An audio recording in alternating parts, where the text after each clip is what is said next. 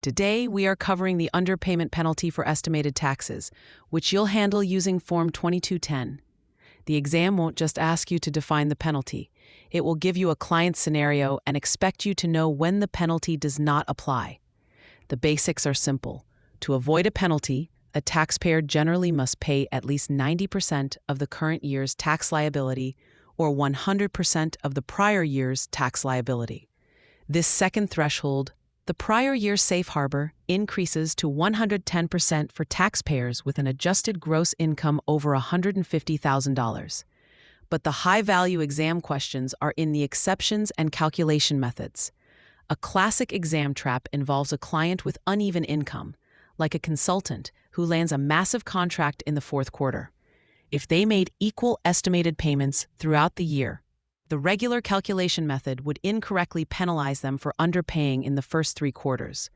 This is where you must select the annualized income installment method. This method allows you to calculate the required payment for each quarter based on the income actually earned in that period, eliminating the penalty. The exam will test this by providing income figures for each quarter and asking if a penalty can be avoided. Beyond the calculation method, the exam loves to test specific penalty waivers. For example, a taxpayer who retired after reaching age 62 or became disabled during the tax year can request a penalty waiver, provided they had reasonable cause.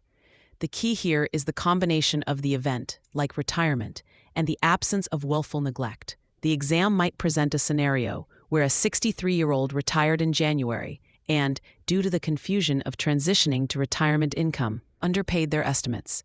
This is a prime candidate for a waiver. Another critical area for waivers is unforeseen events.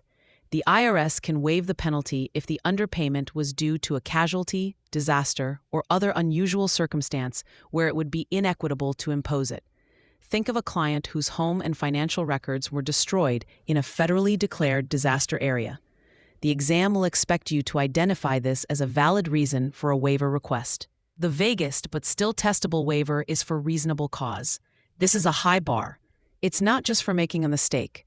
The taxpayer must demonstrate they exercised ordinary business care and prudence, but were still unable to pay correctly.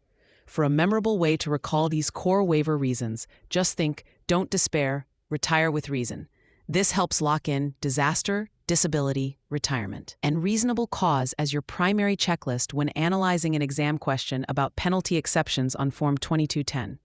You must not only identify the right exception, but also understand that it often requires a formal written request and explanation attached to the return.